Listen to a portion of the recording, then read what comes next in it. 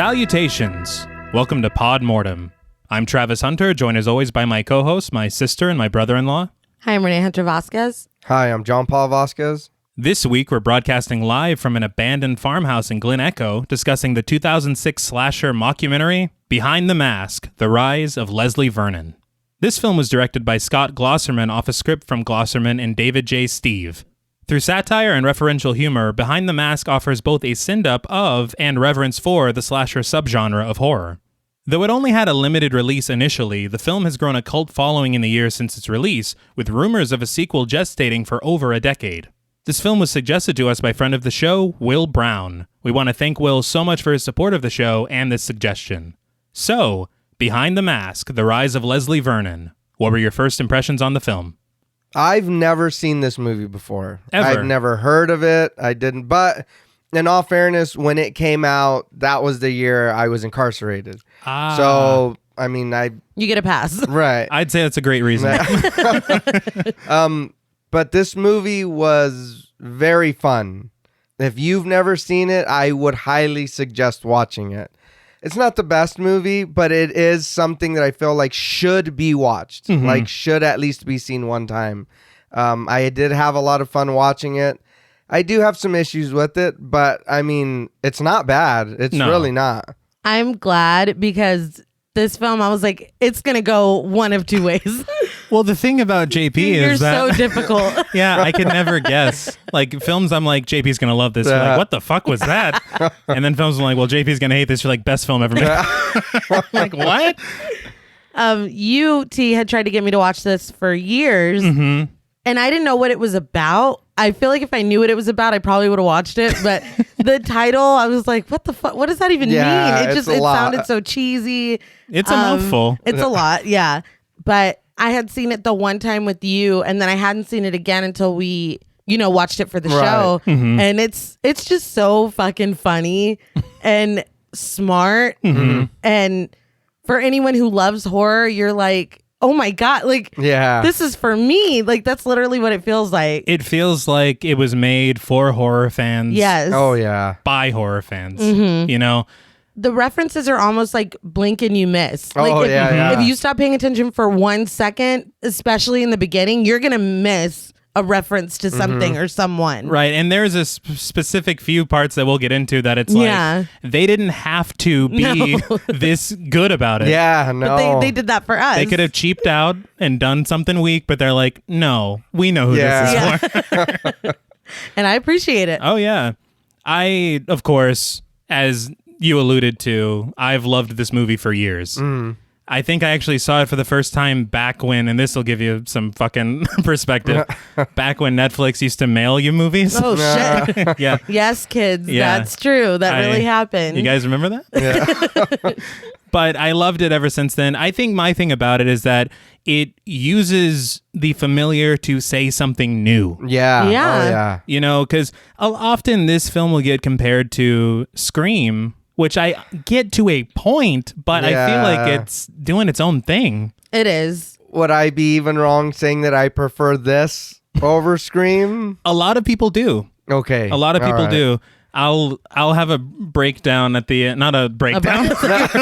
Are you okay? I've had enough of that this pandemic, but I will break down because I wanted to talk about 3 satirical movies, right, including this one. Okay. And we'll talk about that towards the end. But all right.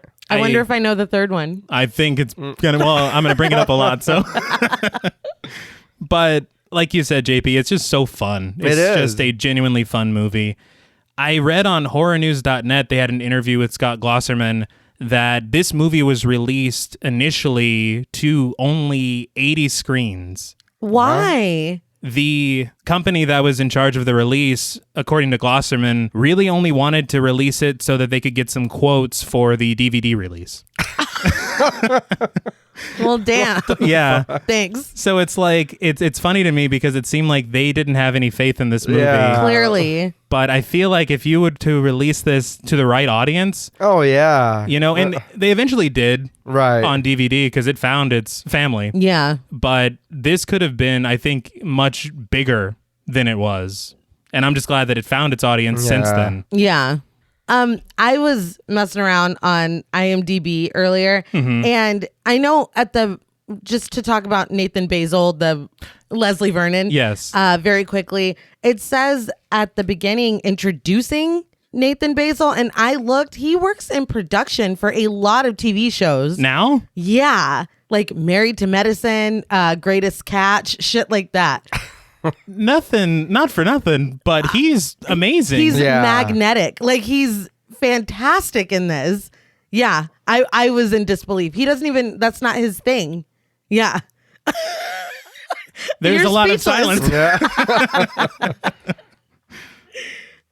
Now, before we throw this film into Ellis Falls, we would like to issue a warning for spoilers. Pod Mortem is a very in-depth podcast, and in thoroughly discussing horror films, we have no choice but to spoil a thing or two.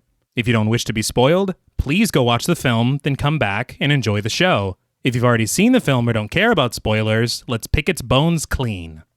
So the film opens with ominous music playing as we see the shot of a girl's sneaker sliding a brick in front of a door to hold it open. The camera pans up and she walks to the dumpster to throw out the trash. We see that it's Kelly Curtis, played by Kate Lang Johnson.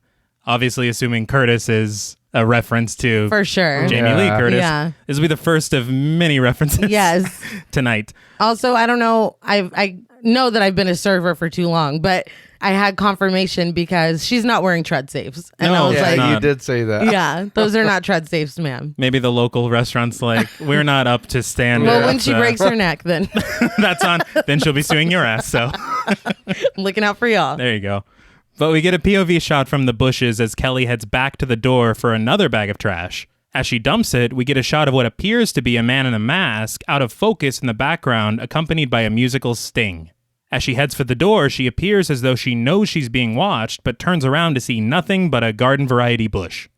She inspects it for a moment, and the door slams shut behind her. She rushes back inside, and we get the title, Behind the Mask, The Rise of Leslie Vernon. Classic horror setup scenario. I thought he was in the trash can at first. Like poking out halfway? Yeah, well, no, I mean, like when she was going and she turned around, and then I was like, was someone in? Oh, I was like, oh shit, he's in the bushes. I was like, all right. I thought, I mean, this is shot like a straight slasher film. It is, Right. I thought it felt like, complete with the cliches, musical stings. It's not, in this context of what we've seen so far, the most attention-grabbing opener. No. But with what comes later, you're like, this is the smartest shit they could have done. Yeah. No, like I said, it just feels like, okay, it's I know this. Like, this is comfortable. There's nothing. No, I'm not being challenged. No. But we're then treated to a university news broadcast from Taylor Gentry, played by Angela Goethals. I don't know it offhand, but Angela Goethals was apparently the sister in Home Alone. I knew she looked familiar. Is that what it is? Yeah, I also recently watched Spanglish with my kids, and she's the sous chef in Spanglish. Really? But as she walks down a sidewalk, she welcomes us to Glen Echo, Maryland, a community that she says is representative of thousands of small towns across America.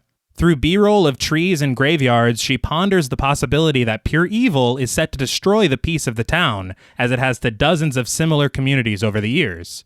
In B-roll shots of snow-covered cabins, Taylor tells us of Jason Voorhees and his killing sprees in Crystal Lake over the past 30 years.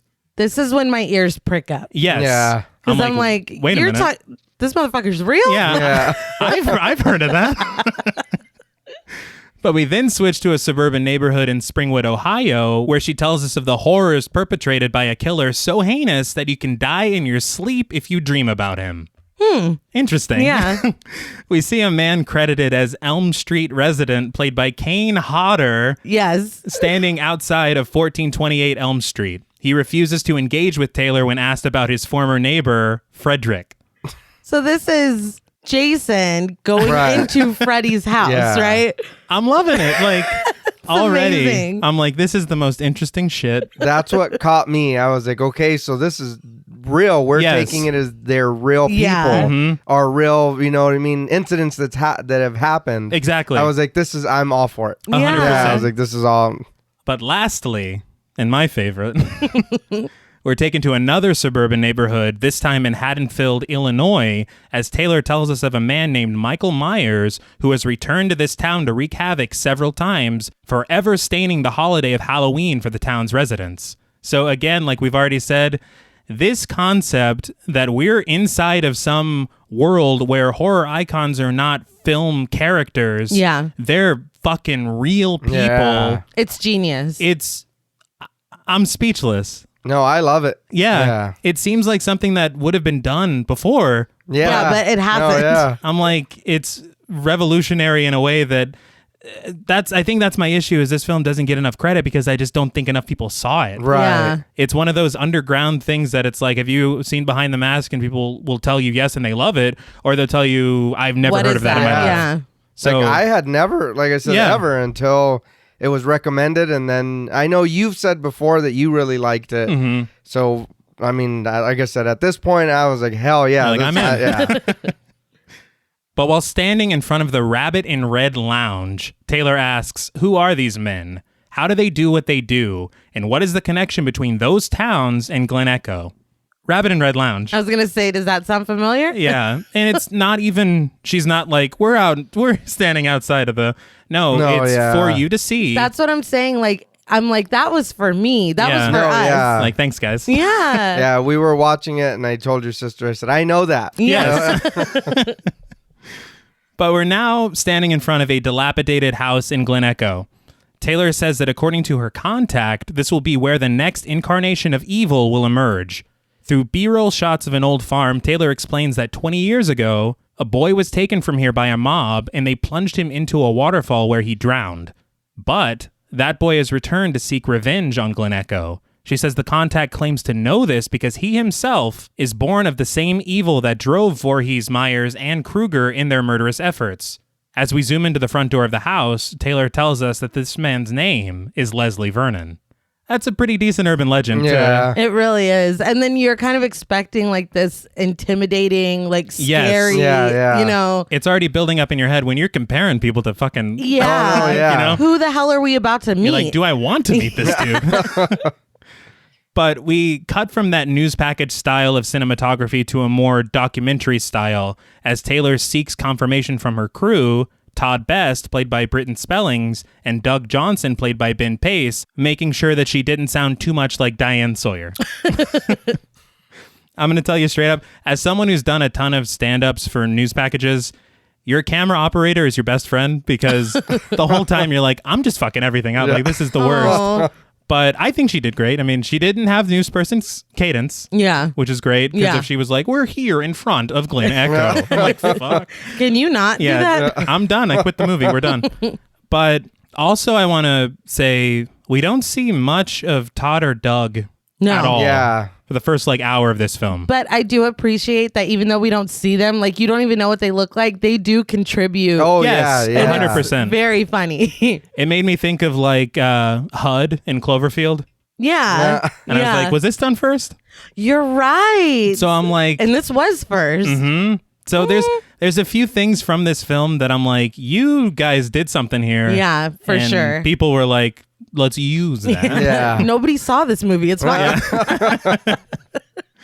Another interesting note I heard on the actor's commentary, but Ben Pace, the actor who plays Doug, he kept getting his face in the frame. So I read that the director had a direction of no Pace face to let him know not to do that. One thing that we'll get to know as well is that the director of photography gave each of the cameraman their own shooting style. So you'll notice that Todd's are kind of like in your face and just whatever. Right. But Doug's are like all at Dutch angles and fucking... I love that. I love that. You're giving them character without them even being seen. Yes. But anyway, they head to the front door of the house and Taylor knocks on it. When they don't get an answer, they peer inside with Todd remarking that Leslie isn't even home. Just then, they notice some branches moving over by the shed and rush over to find nothing but a spider web. I'm not saying the spider web did that, but I am saying it was there. That's scary enough. Yeah. Let's leave.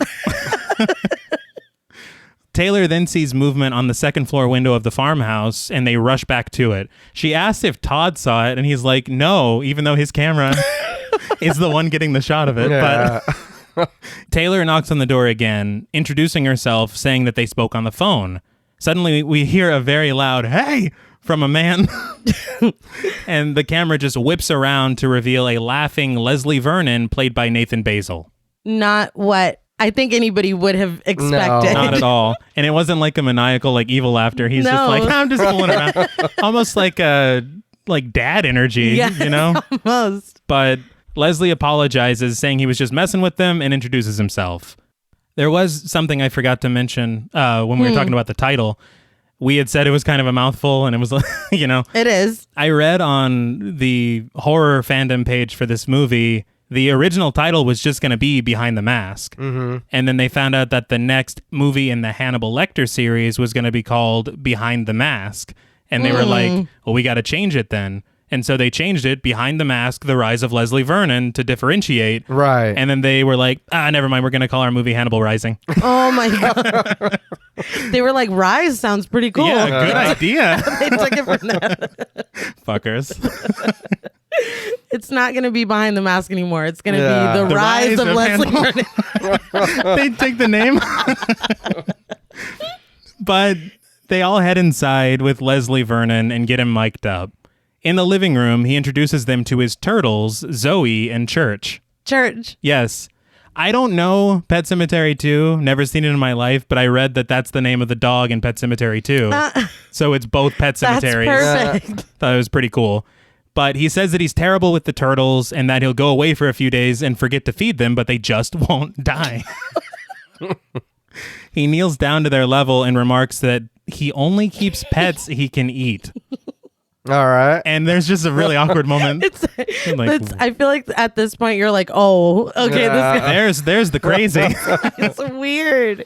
But the turtles will make sense later.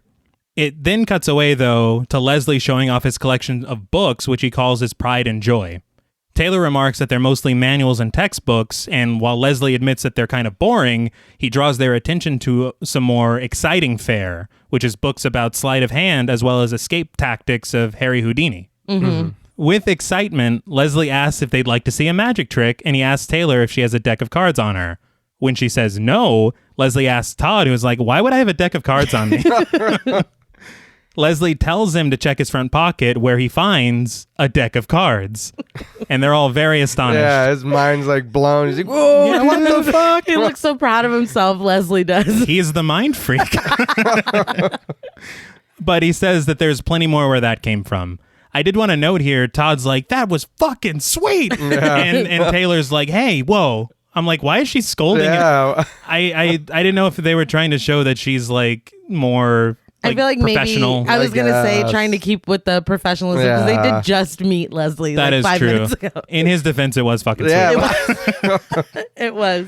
But I do love that, and this is the start of them kind of demystifying slashers. Right. And just giving away he's like the dude with that mask in the 90s. Now that's a deep cut. The show you how the trick is done. Secrets. Yeah, because everything feels so supernatural in slashers, but they're like, no, there's a lot. Yeah. A lot goes into Been it. Training for years. But in the next scene, we're set up in kind of a standard interview format with Taylor and Leslie seated across from each other. Taylor posits that what he's doing is basically just tormenting innocent people. Leslie laughs it off in disagreement, reminding her that they came to him to find out how people like, and I love this, Mike, Chucky, and Freddy. Yes. They're on a, not even first name, that's a nickname. How they do what they do, not why. He then tells her that he's not just going to spill his guts to her and that it's more about her understanding of his process. Or not. Totally up to her. Right. But Taylor then changes the question to ask him how he does it then, and he's like, all right, let's go. So in the next scene, it's nighttime, and they're at the old farmhouse where the legend of Leslie Vernon began. Mm-hmm. Leslie tells him that on the anniversary of his death, it's kind of a tradition for local kids to dare each other to spend the night here. But this year, he's going to be waiting for them. He tells them that the house used to be rented out a bunch. I don't know if it's like an Airbnb or what. I don't know. It would have a low rating, but... Very low. It's apparently now in a trust and mostly remains empty. He turns on the breaker outside, and we get a shot of inside the house through the window as Taylor asks why he doesn't just live here instead of his other house outside of town. And this just fucking cracks Leslie up. He's like, are you like, I mean, really, though, think about it. Yeah. He says if, Glen Echo, as far as they're concerned, he's a corpse. So if he's just out here doing some light yard work, they'll be like, what the fuck? Right. So I love he like kind of just playfully pushes her away. He's like, come on. Yeah. But Taylor asks what the point of the house is then. He's like, look, step number 1, my legend needs an anchor. And that's when he decides to take them to the apple orchard on the property. We get a shot through the branches and the fog, and it looks horrifying. It does. But he tells them that the story goes that if you go out into the fields on the night of a harvest moon and till the soil, the dirt will come up wet with blood. But he says that if you have the grapes for it, and you go out there, you can hear the sound of his mother's body swinging in the trees. Everybody's kind of like, oh, shit. Yeah. Well, at this point, like, we haven't gotten the full story. So we're like, what the fuck happened to your mom? Yeah. Like, I thought you were thrown into the water. I was, and you didn't even mention a waterfall. No. But after it, kind of gets a little tense, he's like, I'm just fucking around. And he tells them they have a month to go before the, I guess, anniversary. Right. Yeah. I was like, what's wrong with this dude? I think this is the point where I'm like, this dude is so charismatic. Yeah. And he's a goofball. He is. Like, when you think of a psycho killer. Right. Yes. And we'll get to that. They're stoic. Right. They're like, he would be humorless. And I'm so glad they decided to make him just like a regular dude. Yeah. Like, this just so happens to be what he does for a living. But back at his house, Leslie is working a punching bag. Covered in sweat, he points out the importance of good cardio for serial killers. That is so fucking funny. Yeah. Dude, I love this so much. And he says it because it makes perfect sense. He's like, you have to be able to run without getting winded, and you have to do that thing where where it looks like you're walking while everyone else is just running their asses off. And he's so out of breath when he's explaining this. It's so funny. Like, you can't help but laugh. He honestly looks annoyed that he has to do this. Yeah. But I thought it was kind of hilarious to imagine Michael Myers just hoofing it when people aren't looking. Yeah. And then just going all chill. Yeah. As he's just breathing heavily. Maybe that's why he's breathing heavily. Yeah. He is breathing heavily. But Leslie takes the crew to a local high school and tells them that since the location has already been scouted, the next step is to find a group to target. Taylor's like, you mean victims? And Leslie goes, 6 in one hand, half a dozen in the other. It's whatever. But he explains that the killers don't just wake up one day obsessed with a girl and kill everyone in their way. The girl is incredibly important, but they have to find a supporting cast. He directs their attention to a group of preps and jocks, calling them his bread and butter. Good looking with healthy libidos, he says. He then presses on to a couple of burnouts, saying they're good for padding your numbers a little late in the game. It's true. It's all true. At this point, you're like, I see what y'all are doing. Yeah, Exactly. that's what I thought. I was like, so he's just explaining who he's going to kill. Exactly. Yeah. Like, all right. The other thing that's interesting, according to the actor's commentary, the burnouts were actually the preliminary editors of the film.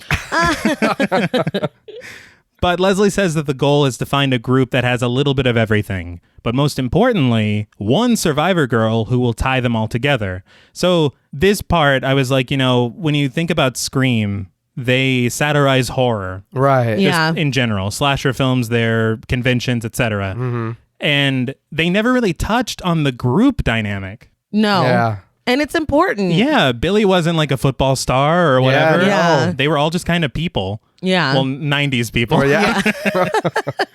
But that made me think about Cabin in the Woods. Yeah, that's what I've been thinking this whole time, because they really doubled down on that in Cabin in the Woods, which obviously came after this. 5 years later. Yeah. It's a lot of time to watch a movie. A lot.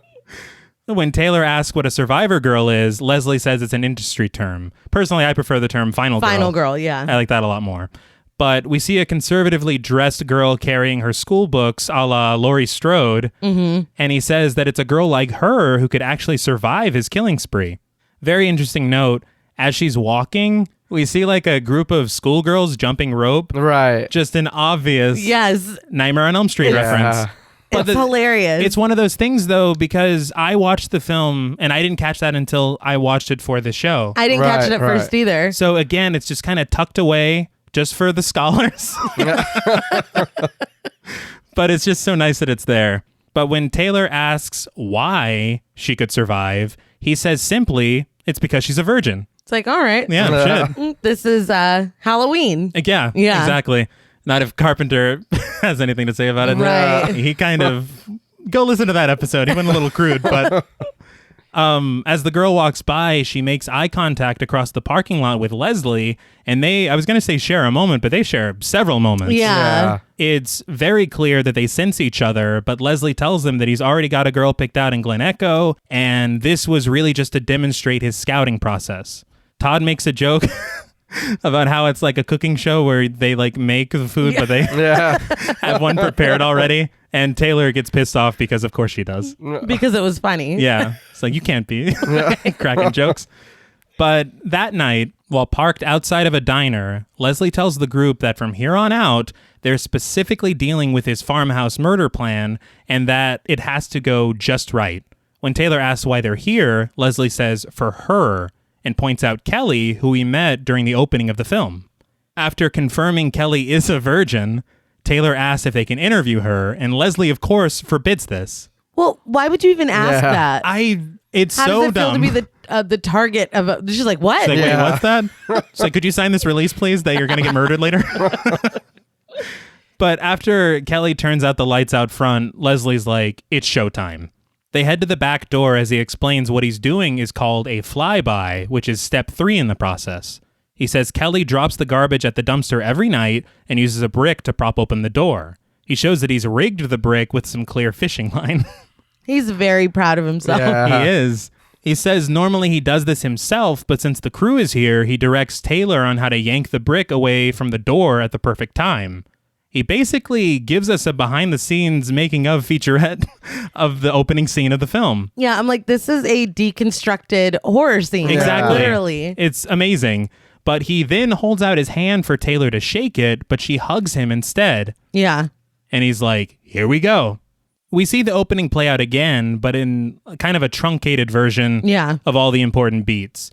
So this, for me, is where the intro finds its payoff, because it seemed just like standard horror fare. Yeah. But now you're like, no, they've got some gears working behind the scenes. Not anymore. It's so cool. But after this successful flyby, the group congratulates Leslie on a job well done. He gives the men a pound and a bow, which I've never seen. That's new to me. I have to start doing that in the days of COVID. But yeah. He gives Taylor a hug that goes on a little longer than it should. Yeah, I thought that whole scene was hilarious. I'm like, they're really helping this dude. Yeah, I know. See, that's the problem. Yeah, I was going to say that's what made me like, wait, you guys... Do you know what he's about to do? I think that's what's so crazy to me. Why are you assisting him? Yeah. They're making it like I don't know, like it's not murder? Yeah. Like it's anything else? I don't know. Like if he's planning a bank robbery or something, and they've scouted out the place, I understand having this kind of reaction, because nobody has to die with a bank robbery, and when you rob a bank cleanly, it's a victimless crime. Right. But I don't know. It's very funny to me how they that's what it is it's Leslie. He is so... He makes you feel like it's okay. Yes. Yeah. I've said this about like Sacha Baron Cohen or like Nathan Fielder. Yes. They cultivate this atmosphere where it's okay for you to say shit that you probably know you shouldn't be saying. Yeah. But you're like, this dude is so fucking cool. Yeah, man. Like, of course. Strap my kid to this whatever fucking thing. It's until you see yourself on TV, you're like, oh my God, why the fuck did I say that? I feel like he has those vibes. Right. Yes. Where they're like, yeah, we fucking scared the shit out of her. But it's like, dude. You're priming her. Yeah. You know? But Leslie basically says that the goal was to plant the seeds of paranoia for Kelly that some trouble might be brewing. We then see a car pull up in front of the diner, and a guy in a long coat gets out. When Doug asks who that man is, Leslie's like, who knows? But you can tell there's a story here, and it just cuts quickly from there. I don't know. It doesn't matter. But in the next shot, we're following Leslie and Taylor while they're walking down a farm road, and Leslie tells them that they're headed to meet a couple of his friends. One of the friends is an old professional in the biz, as he says, who has since retired. Leslie says that meeting with him will give them some perspective and will provide a bridge from the past to the future. They arrive at the house and Leslie rings the doorbell saying that the added bonus is that the old pro's wife is fucking hot. Did you see the car in the driveway? Yes, I did. It's the car from Evil Dead. Yes. The Delta. And again, you barely see the car. You barely see it. I didn't notice until your sister pointed it out to me because you barely see it. And no, they don't draw attention to it. They don't mention it. Like, I caught the color of it and I had to rewind it. I was like, was that the Delta? Yeah. Scotty's going to be pissed. But again, it's like, that's for us. You did that for, the horror heads. Yeah. You know what I mean? Because the thing is that people that aren't that into the genre will be like, they're walking up to a driveway. Yeah. Yeah, because you barely even notice that there's a car there, let alone what the car is. I just love it so much. But as soon as he finishes that line and he says she's fucking hot and then he does like the boobs mime. Yeah. And then he turns around right to Jamie, played by Bridget Newton, as she answers the door and greets the group. I just love the timing of the comedy there. Yeah. And the name Jamie. Of course. Yeah. Of course. Leslie explains that the group is following him for a documentary, and she's like, oh, that thing you told me about. So he's already primed them. Yeah. Which is good because you can't just roll up on a fucking... No, I'd be pissed. Especially the business that her husband's in. Oh, yeah. But Leslie asks where Eugene is and says that he's out in the tank and tasks Leslie and the gang to go retrieve him. We then see the group headed out into the woods with Leslie carrying a shovel.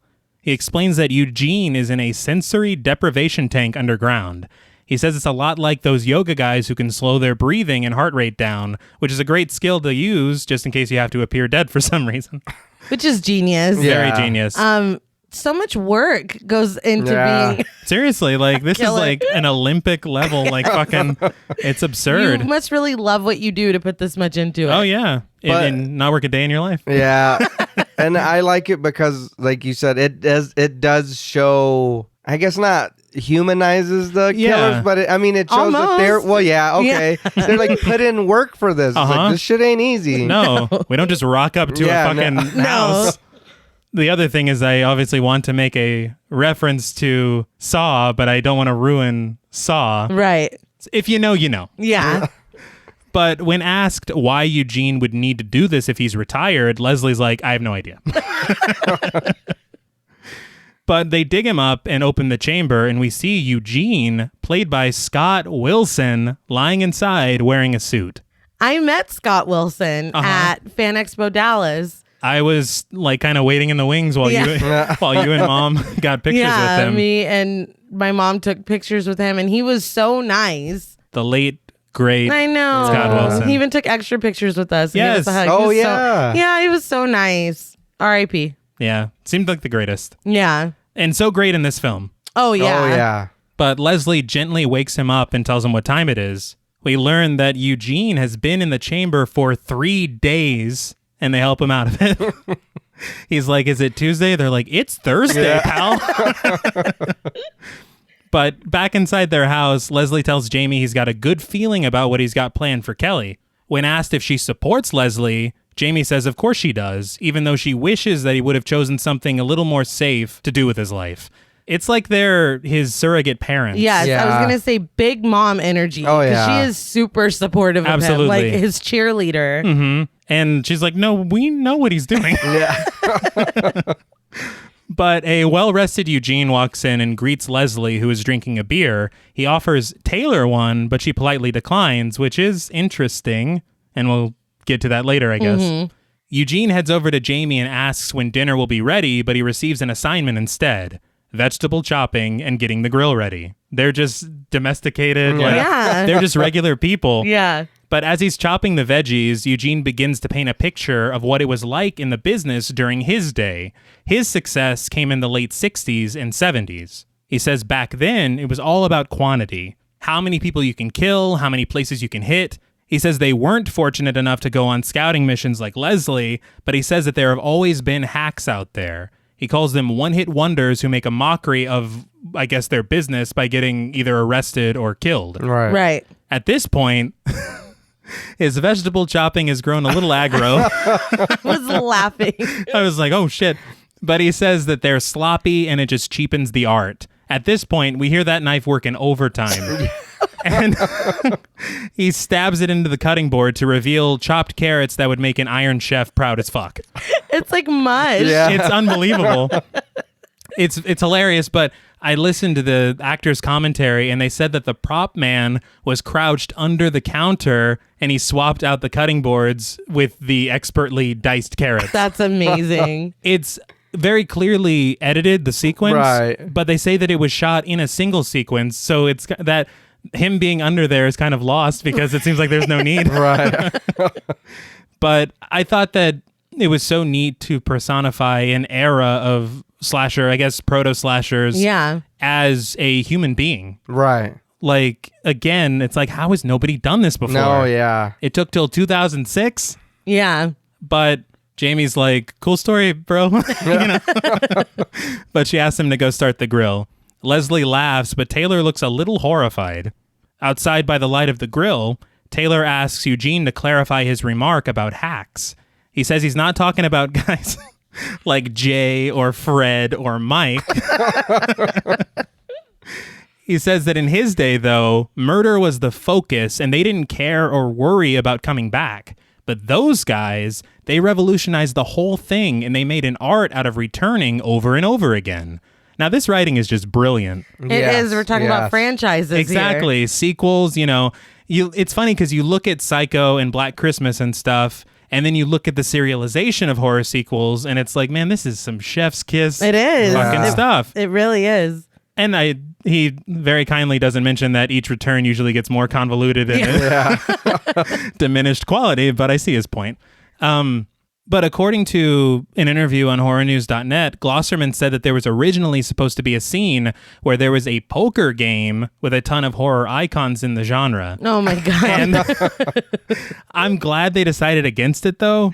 That would have probably been too much. Yeah. It's cool in theory. Right. But it's like the dogs playing poker. Yeah, but that's exactly what I was thinking. But it's Michael Myers. But I think it's smart that they kept it light and didn't go overboard with it. Right. He, in this scene too, is wearing a hat from a Texas barbecue joint. And they thank that barbecue joint in the credits. Oh, really? Yeah, because I was like, Texas Chainsaw. That's exactly what I was. No, I guess it's a real place. I don't know. All right. I read on IMDb, and Dr. Wolfula talked about it in his video, that Eugene is supposed to be Billy from Black Christmas, grown up. He was already an adult. He wasn't a child. Grown up. Yeah, but it's never discussed or alluded to, but it makes perfect sense in this context. It does, because he even talks about a sorority house when he's chopping the carrots. Right. Yes. But I love that because I am obviously a big fan of Black Christmas. That's too cool. Funny. That's just fantastic. I just figured that this is what he did before Maggie was born and he was on the farm. He had a whole life before that. But after Eugene's sly reference to sequels, Taylor makes a crack about it being a business of supernatural killing sprees, and Eugene looks over at her like, the fuck did she just say? But Leslie explains that Taylor doesn't know the drill yet, and Eugene says that it's about a business of fear. He makes the argument that throughout all of human history, there have always been monsters, and that for there to be a battle between good versus evil, evil has to exist. Which is a fair point. Very fair. Yeah. Two things here, though. The first one is the fact that Taylor calls it a supernatural killing spree is when Leslie's giving her a peek behind the curtain of the show. Right. You know that. It's like, have you been listening to your own documentary at all? But the other thing is that when we're talking about ancient things now, aren't we starting to get really heavy Cabin in the Woods vibes? Yeah. For sure. Like, they watched this movie. Yeah. Definitely did. But after dinner, Jamie kindly gives the group some to-go bags, and Eugene chats Leslie up about his plans with Kelly, asking if he has his red herring worked out. Leslie says that he does, or at least he thinks he does, and that Kelly spends a lot of time at the library, so he's just going to do it there. Did you see on the end table the box from Hellraiser? No. Yeah, it's right next to Leslie on the end table, just sitting there. Like, they don't focus on it, nothing. Eugene didn't pick it up like a Rubik's Cube. But it's straight up. So you got your red herring? Click, clack. No. But Leslie also says that he was thinking about knocking off one of her friends, and Eugene is like, slow down, Con Jr. But back on the subject of red herrings, after asking if there's a janitor or a homeless person that Kelly talks to, Jamie herself suggests a librarian. And it just so happens that an old librarian lets Kelly stay late sometimes. Eugene is all jazzed up by the idea, as is Leslie, and they say their goodbyes. I think this is such an interesting wrinkle because, again, if you were going to look at it as what you think following around a psycho killer in the making would be, you would think he'd be a loner. Right. Yeah, no, he is like this is like a family. No, exactly. It's like he's going to visit his parents is the vibe. And talking about how you're moving up at work. Yeah. Exactly, yeah. That's what it feels like. About to get a promotion. It's just great. And also, I noticed in this, Taylor almost seems like she's his date meeting the parents. Right. Just kind of awkwardly there as they just chat about shit she has no idea. And I feel like you had mentioned, this is when she starts to like seem uncomfortable. And it's like, why are you doing this then? Yeah. You knew Exactly. Didn't he say you came to me? Yes. So it's like, Taylor, a couple times. stop. And hi, you helped strike fear into a poor teenage girl. You're but whatever. priming the survivor girl. It's like, yeah, let's get her good and paranoid. That was last night, but whatever. Outside, Leslie explains to Taylor that a red herring is basically the first person he's going to kill that will involve Kelly indirectly. Not my understanding of what a red herring is. Not at all. But go off. It's kind of like, their use of Survivor Girl instead of Final Girl. It's like, I know what you're doing, but I don't know that you have the words exactly right. But back in the van, Leslie cuts out a newspaper article saying that the next step is to get this into Kelly's hands. The article is about a drifter by the name of Mark Daniel Curtis who sexually assaulted Leslie's mother. The man is allegedly Kelly's great uncle, but it turns out the whole story is bullshit. Yeah. And Leslie says the photo is even computer generated. And he says one of my favorite lines. He goes, a lot of what we use is CGI. So which makes no no. It's like, when and how are you doing this? I couldn't stop laughing. That's exactly what I thought. I was like, how? How the fuck are you doing that? But he says it so, you know that, right? Yeah, like I hope you did your research on that. But outside the library, Leslie tells the group that this is the point of no return. Either come inside with him now or go home with a clear conscience. So Taylor and Todd follow him as he jogs towards the library. Doug waits inside the van, I guess to kind of keep lookout or something. But as we see them rush up a staircase, we hear a voiceover of Leslie saying that the newspaper article is a test to see if Kelly can connect the dots and to see if they're on the same page. Mm-hmm. As he picks the lock to a door, Leslie says this is really up to Kelly and how she reacts to what's about to happen. Very funny story from the actor's commentary. You see them breaking into that door on the second floor, but in reality, on the other side of that door was about 200 people playing bingo. What the hell? Yeah, so they, I guess, had already rented the bingo hall up there. Oh man! And they were filming there, right? So they're like, "Can you guys just like be quiet for an hour, please?" Oh my god! And I guess the production tried to give them like swag or something to keep them cool. Because how do you play bingo quietly? No, you don't. Well, just call 5 billion and nobody will have it on their but card. you'll have an angry coworker.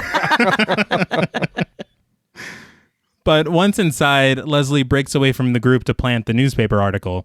We see him hopping over shelves, nimble as shit. It reminded me of fucking Hot Fuzz. Yes, it was like he's agile as well. Yeah, man. It's all that cardio, exactly. I guess. Smart man. But Todd actually loses sight of him, only for him to appear back with the group behind the bookshelves after the job is done. Todd actually gasps and he's like, "Todd, be quiet." Yeah. Not only are we trying to freak someone, this is the library. But as it turns out, Leslie also switched out the microfiche apparently, and the new one has the Planet article. If all goes according to plan, and that's a big if, Kelly will see the clipping, ask the librarian for help to see the rest of the article on the microfiche, read the article, and make the connection. He says the librarian will offer some comforting words, and that's when he'll make his appearance. He also cracks a joke. He just pulls this book. Oh my God. I laughed so hard at this. I couldn't stop laughing. He pulls Milton's Paradise Lost off the shelf and he goes, "Paradise Lost? Found it." It seemed so off the cuff, like unnecessary. It was improvised. The most silliest shit. It was. It felt improvised. But it just makes me laugh how quickly that aside is just banished. He's like, all right, let's go. He goes, found it. All right, so back to business. Here's the deal. I like this whole scene. It kind of reminded me of like a behind the music or like E True Hollywood Story or whatever. I was like, this is fucking hilarious. Yes. And that makes me wonder if behind the music, behind the mask. Right. That's probably, it really could be. That's probably where the title came from. But as he gets back to business, like we said, he tells the guys to keep rolling throughout the entire red herring operation. He says after he kills the librarian, he's going to chase Kelly around a bit for good measure, then he'll give a signal, and they'll meet back at the van. Taylor wishes him luck, and he's off. However, Doug radios in from outside saying they've got company, and we see a car pull up outside the library. Todd films Kelly as she gets up from studying at her table and walks over to where Leslie left the news article. She picks it up and reads it, and the whole time, Taylor and Todd provide a running commentary, which is mostly just Todd being horny on Maine. Basically. But the film suddenly shifts to being shot like an actual horror film. Right. Just like the opening. Right. And we see the camera dip down from above, following Kelly as she asks Miss Collinwood, the librarian played by Zelda Rubinstein, to help her find the rest of the article. So the plan's going perfect so far. Right. But she tells Kelly that the article must be 30 years old in the voice that could only belong to Zelda Rubinstein. Yeah. And incomparable. Seriously. She says someone probably brought it in and left it by mistake. But then she takes her over to the microfiche. I don't know why I love microfiche. Like, I know. I don't know if it's just the word is cool and makes no sense. No, it's a great word. But they're just reading from Leslie's script. It feels like. Yeah, seriously. He planned it perfect. Yeah. Like, it's unbelievable. But Kelly reads the article, and it's detailing the fake story about Leslie's mother. Miss Collinwood asks if Kelly is related to the man in the article because of the last name Curtis, and Kelly asks if she knows that legend of what happened at the Vernon farmhouse. Collinwood is like, man, everybody knows. Never mind.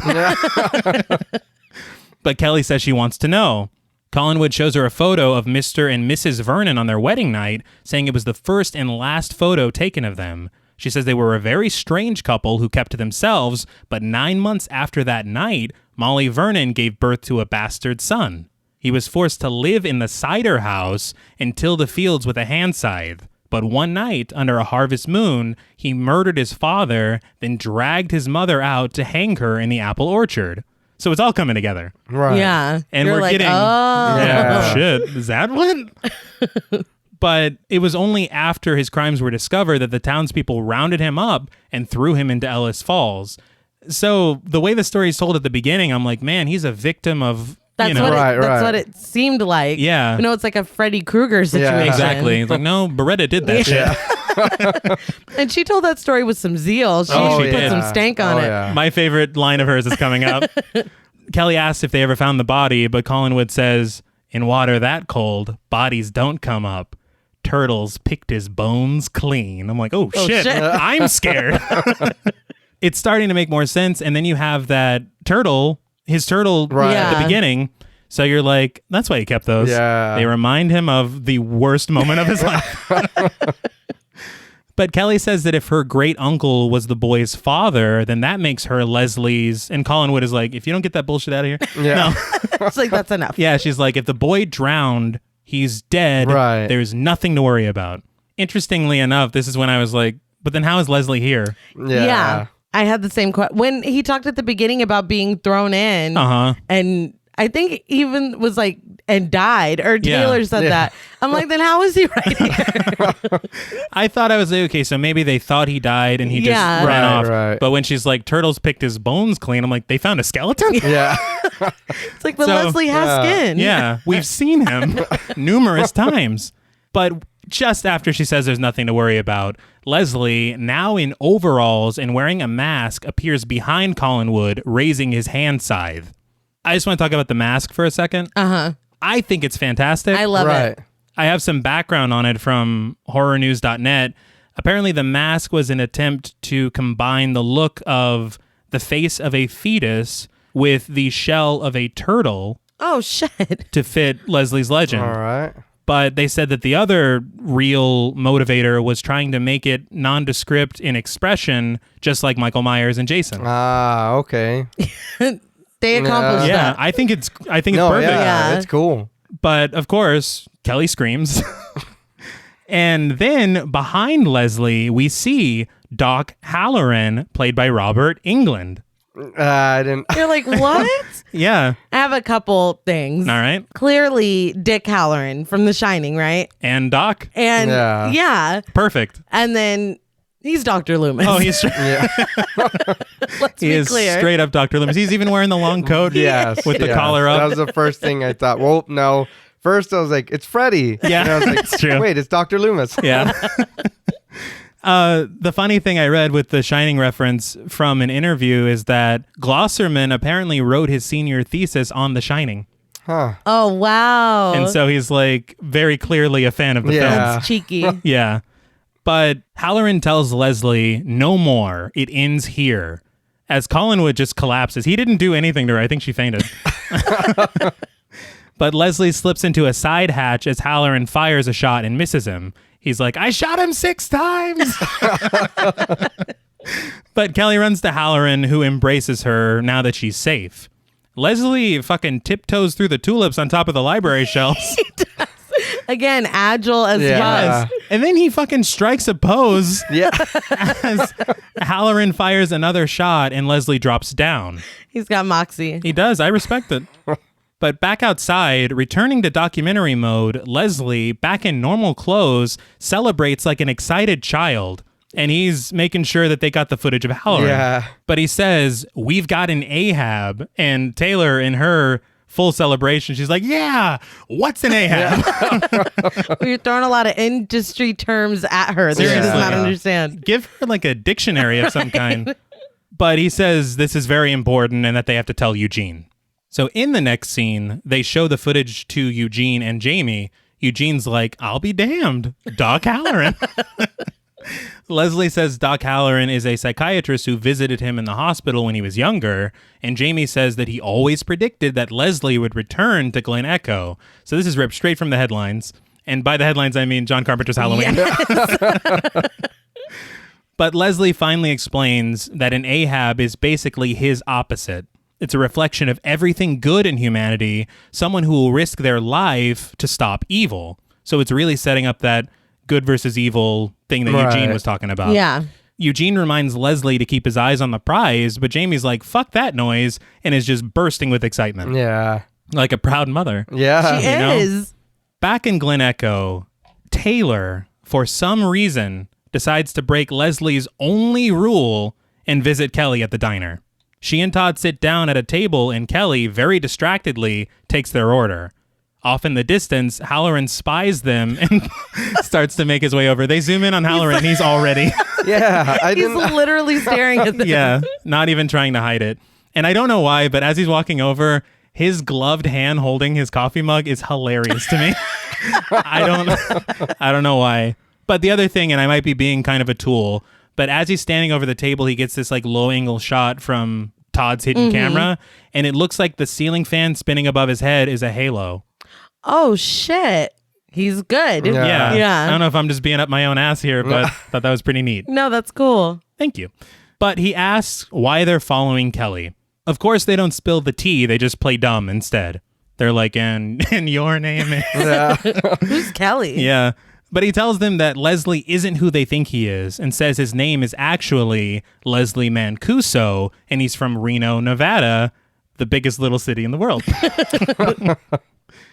Which is another little nod because Mancuso, I think Mancuso Jr. is the producer of a lot of the Friday the 13th movies. So Everything is steeped. Like Right, nothing yeah. is just what it is. and it's not, I mean, I guess a name drop is a little less subtle. I was going to say, and it's not in your face. And she's like, his name is Leslie Mancuso. I was like, all right, maybe it is. At least they weren't like, his name is actually Frank Mancuso.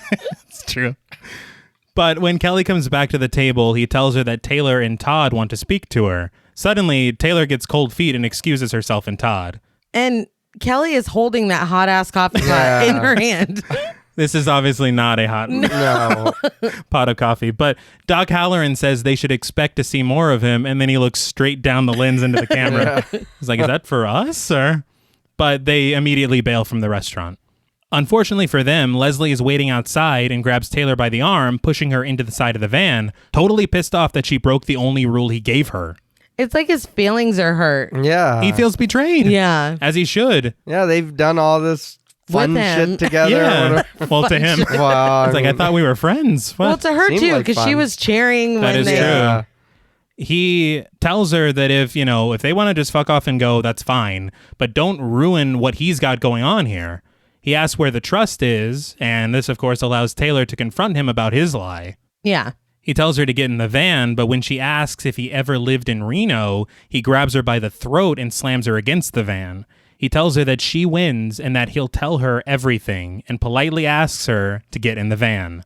Nathan Basil, ladies and gentlemen, No, he flipped it. Yeah. just does an amazing job switching, because, again, he's charming in one moment, and then he's absolutely threatening, Right. which I guess that's a sociopath, right? Or is it a psychopath? Help. I'd say psychopath. Okay. But yeah, he flips it and reverses it because this is the first time, even though he's talking about, stalking this girl and killing her friends and killing this old lady librarian, he's still so funny and charming that you're like, oh, Leslie. But this is the first time you're like, oh, shit. Like wait a minute. Yeah. He means... That was violent. Wait, you mean you're going to kill these people? Yeah. And also, one of the cameramen are filming from the inside of the van. Nobody even tries to help her. No. They're like, oh shit, he's mad. Hey, when you're filming a documentary, you don't get involved. Yeah, no. That's step one. One thing, though, is I'm glad you mentioned that because I love the back and forth of the camera from inside, because you've got those claustrophobic shots. Right. And then you got the ones of the free outside air, know. It's just very smart.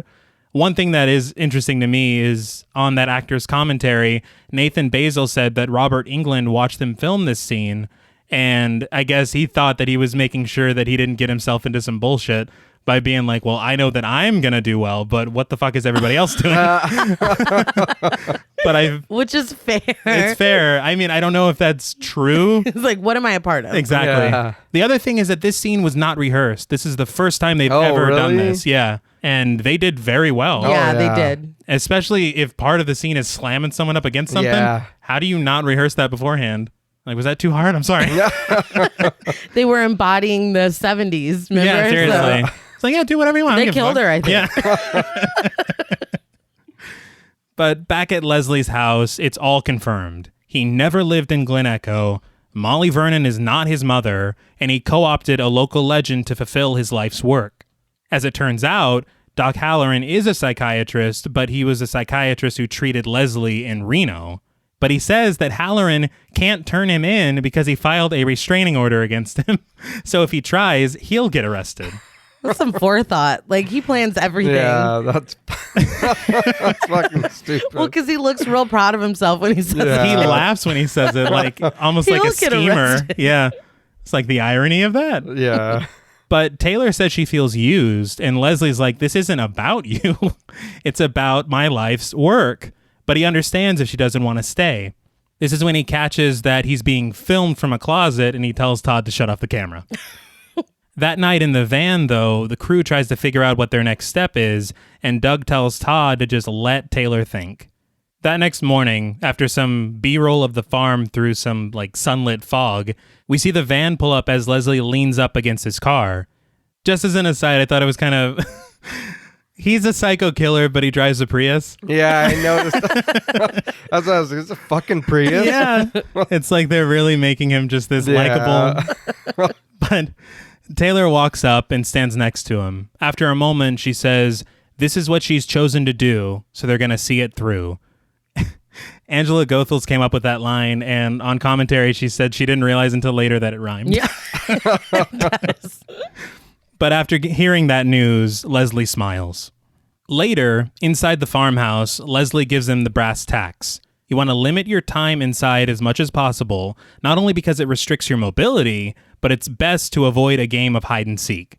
Taylor asks why he wouldn't just reach in and grab someone if they hid in a closet or something, and Leslie says that the closet is a sacred place, symbolic of the womb and innocence. Taylor's like, so that means you're pro-life? And he looks at her like, why did I ever agree to do this fucking project? He doesn't answer. He just moves on.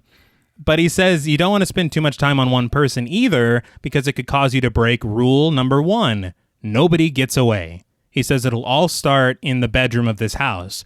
2 of the partygoers will probably come up to fool around, and he'll be waiting in an adjacent room to sneak in and off them. After the kills, he'll stage it like they're sleeping so the situation doesn't get too out of hand too quickly. He says he has to shrink the numbers down to him and Kelly ASAP.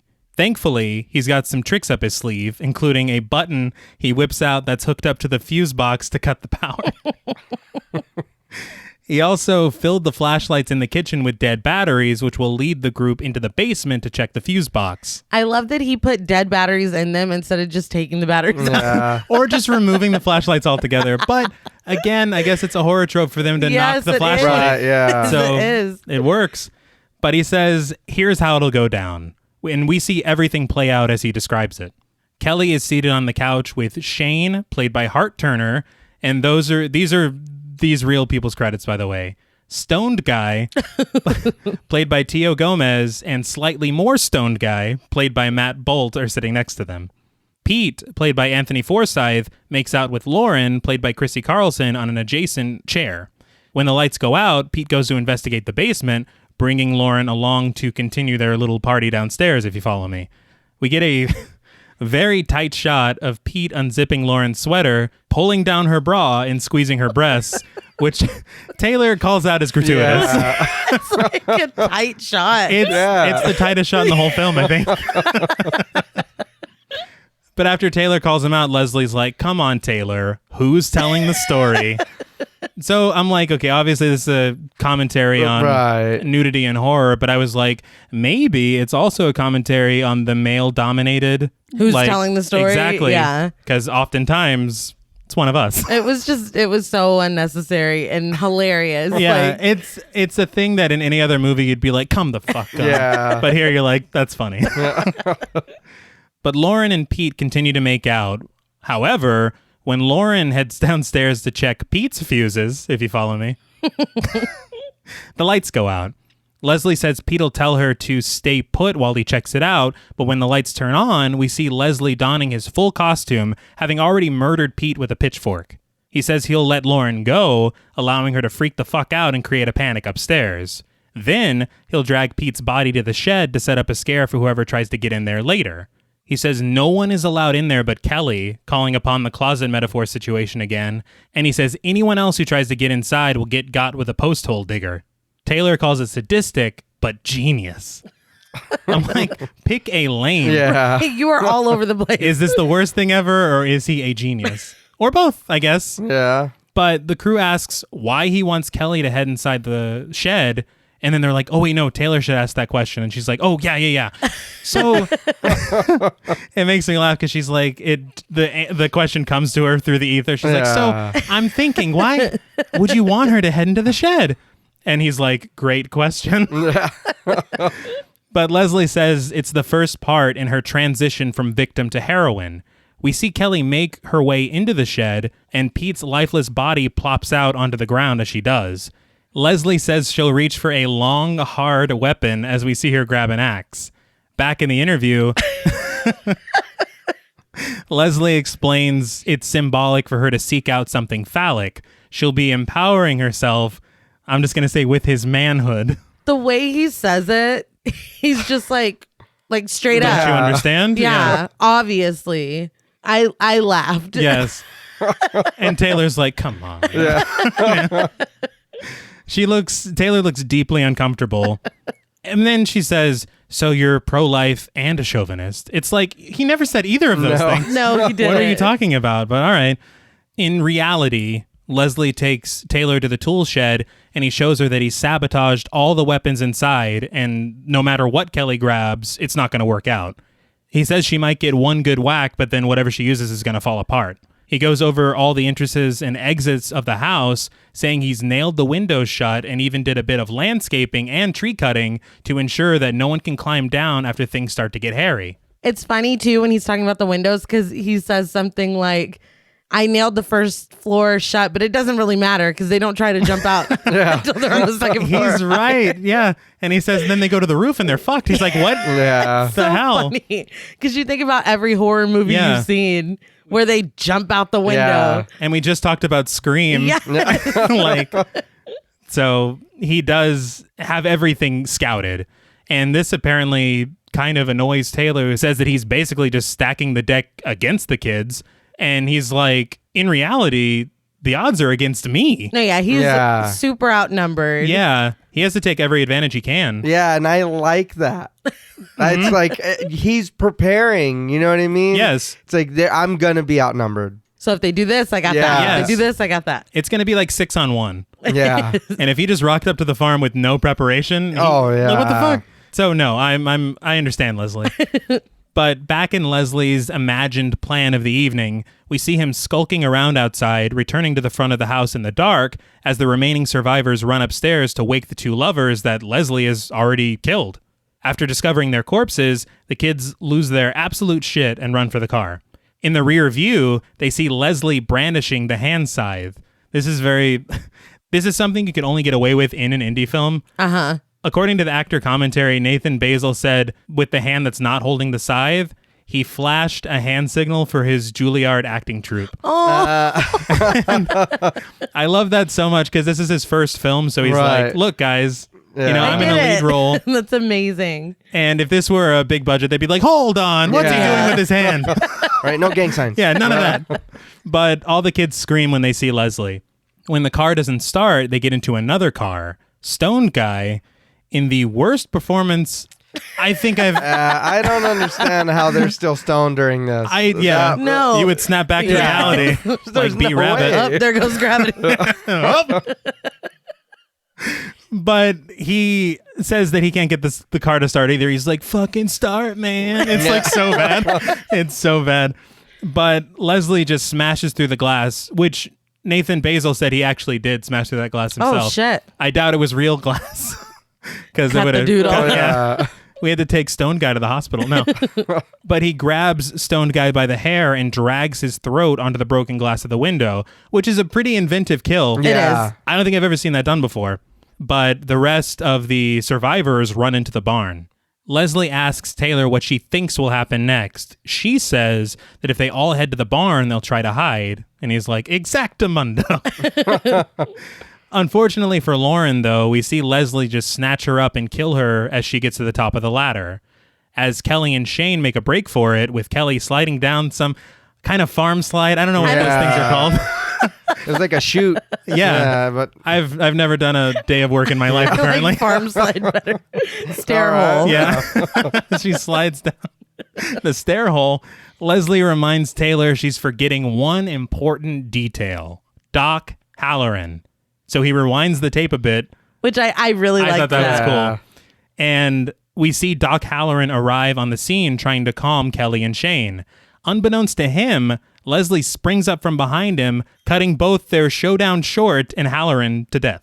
Then we press on, showing Kelly making a break for it again, running for the apple orchard, which Leslie calls the piece de resistance. He compares it to the birth canal where Kelly's inner survivor girl can be born from. It's a little much, but I get it. But go off. Yeah.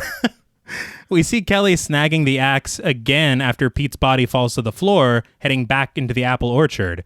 Back in reality, Leslie says that he hopes it'll all lead here, and we see him just working the shit out of a cider press. Yeah. He's got an apple in his mouth, too. Yeah. He's just... But he says that he shouldn't have to explain the metaphor of Kelly crushing his apples. And he's right. Yeah. He's like, don't tell me. But Taylor asks what the cider press is going to do tonight. And as Leslie mashes up some apple mush, he says, it's going to hurt somebody. Foreshadowing. Yes. But that night, under the light of the harvest moon with the sound of thunder rumbling, Leslie makes one last stop at Eugene's house before it's showtime. Taylor asks for some advice on how to survive people like him or Leslie, and Jamie shares her 2 cents. Don't be friends with a virgin, and if you find one in your crew, either get them laid or back the fuck up. That's hilarious. Yeah. Yes. Eugene says outside of that, the best advice he can give is run like a motherfucker and don't look back. Pick out a clear path and just get to hoofing. He says hiding or fighting is pointless. They'll find you, they'll kill you. Over this speech, though, we see B-roll of Eugene and Leslie skipping stones at a river. It's like I was expecting Jim Croce to start playing. Just total father-son behavior. I was just about to say the lyrics. Yeah? Because literally. Moving them down the highway. They're skipping stones. Yeah. It's adorable. I just love that apparently they filmed this footage on the same night that they filmed him getting pulled from the grave. Mm-hmm. That's why the grave scene is at night, because they spent so much time skipping stones. They were losing light, which just makes me laugh. Yeah, and this is clearly more important. So Taylor asks if not splitting up is a good tactic, and Eugene says, yeah, as long as at least one person in the group is slower than you are when it comes time to run. Solid advice. Yes. The group laughs as Jamie remarks that she was fast, so fast, in fact, that she caught Eugene. And I'm like, that is very interesting. It's almost like this throwaway line. Yes. But if you're paying attention, you're like, hold the fuck on. Exactly. What? So, I mean, I don't have to say it. She was. So you're his survivor girl now. Yeah. But Eugene hugs Leslie goodbye, and he gets a hug and a kiss from Jamie. One thing I did want to point out in that interview with horrornews.net, Glosserman, I didn't know this until reading that interview, but the script for Behind the Mask came to the director when he was working as, I guess, like some kind of a secretary at CAA. And after he read it, he got in contact with the writer and they refined it together to make the film that we see today. Oh, wow. And so apparently he had the knowledge of like film from an academic perspective. Right. So all this stuff about, phallic symbols and whatnot came from him. Wow. And then the lines like, run like a motherfucker and don't look back came from the other guy. I just think that's really so cool. They covered all bases, basically. Right. But back inside the house, Leslie prepares for the evening in front of a mirror, spreading some kind of concoction over his face. He says it's the stuff that boxers use to control cuts and bruising. He also lets it slip that he added some flame retardant chemicals to the mix as well. Interesting. Mm-hmm. I should also mention that he has makeup around his eyes and mouth, so he is very committed to the bit. It looks creepy. Yeah. It does. Also, I did want to point out more stuff from The Shining. In the background, Midnight, the Stars, and You plays very faintly. Yes. If you're not listening for it, or if you don't know it offhand, I know this song so much because I've used it in my Instagram story like 5 million times, and I've also seen The Shining a bunch. I should have led with that. No, Instagram's more. That's more. Yeah. But it's just a very interesting thing. Again, not in your face. They're not like, what are we listening to? No, right. Is this from a movie? Or? It doesn't matter. But Taylor asks him if he's worried at all about Doc Halloran showing up, and he says that his primary focus is Kelly, because whatever she does tonight will dictate his entire future. True. Whether or not he'll get a sequel or... No, he doesn't say that. But he admits the fact that he's trying to kill her creates some kind of a paradox. Also, in this part, Leslie makes a very strange, like, horror face in the mirror. And for those who have seen it, Nathan Basil said this is a reference to Invasion of the Body Snatchers. Where one of the characters makes a face very similar to this. Try not to spoil shit, but if you know, you know. I'll say that again. Yeah. But he looks down, somewhat forlorn. When Taylor asks if he loves Kelly, he clarifies that he loves what she represents to him and what she can awaken within herself. Seated on the second floor of the barn, Leslie sits with Taylor, peering out into the night, giving himself a moment to kind of just take it all in. Yeah. He's completely overtaken by his own happiness and becomes emotional, starts crying even. That's kind of what I was like, is he happy crying? Yeah. Or is he like, what's going on? I'm like, do you comfort him? Like, yeah. What do you do? I heard on the commentary that this was a choice by Nathan Basil to start crying.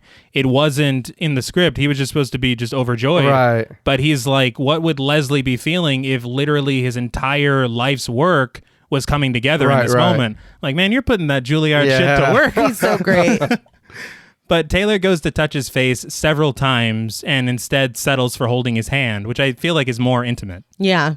Leslie collects himself and realizes it's down to the wire, so he just wants to double check and make sure everything is good to go. Taylor and the crew wait inside the house in that room adjacent to where Leslie hopes two teens will soon be banging. The window flings open and Leslie Yamo be there's into the room with a roll. Hilarious. Yes. He did not have to do that. It's so extra. But he tells them 8 kids are downstairs getting wasted and Kelly is abstaining, which he sees as a good sign. Then he shows off the spark plugs that he snatched from the kids' cars, tipping the odds further in his favor. He's like, I don't feel like getting run over tonight. Yeah. Well, I'm like, at this point, this is the night of. I'm like, how far are we taking this? Very.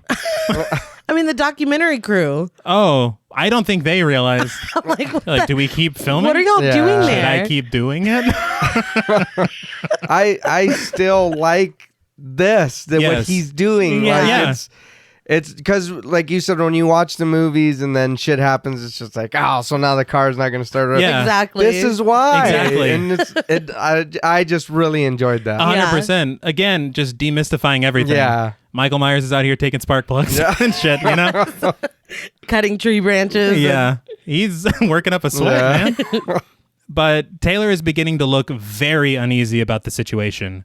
Leslie says the two teens should arrive to Bone Town at any moment, and out of the goodness of his heart, he'll let them fool around a bit before he slices and dices. He's a good man. But we get more shots of Taylor having very visible second thoughts as we hear the two teens making their way into the room. Leslie peeks into the room, then arms himself with the hand scythe and tells them it's time to dance with the devil before slipping on his mask. Great line. Yeah. He throws open the curtain and heads into the room. We hear the couple being slashed and disemboweled. Taylor covers her ears for a moment, and it looks like she's holding back bile. It's like, we're accessories now, right? Yeah. Oh, yeah. I mean... we're in this now. The reality that this motherfucker was not joking. No. He's been telling you for the last hour what he's going to do. Wait. You mean when he said murder, he meant murder? They ask Taylor, the crew does, if they should be rolling on this or not. And she's like, I don't know. Leslie returns covered in blood, taking off his mask. He very eerily keeps repeating, all right, it's begun. And you're like, oh shit. No, he's keyed up. Yeah. He's keyed up.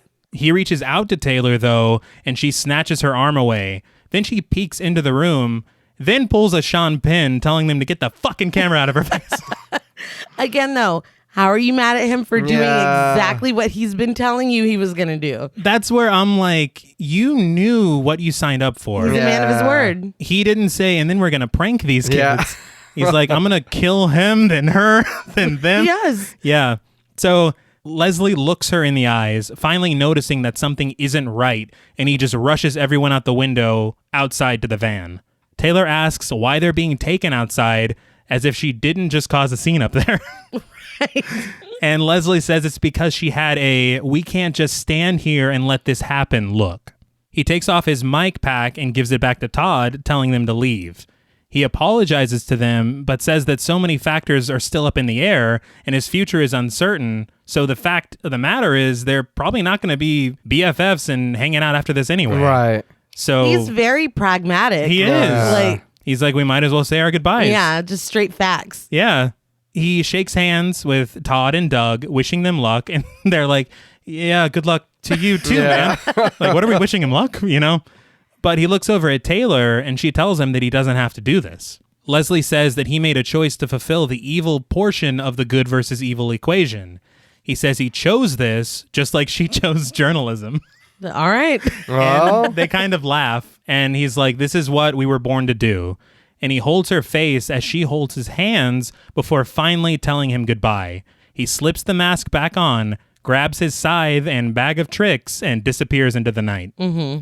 The crew's like, that's it? Really? Yeah, Really? I'd be like, you suck, man. Yeah, We were like- in there. You were already in that deep. Yeah. You just witnessed him kill two Yeah. people. Exactly.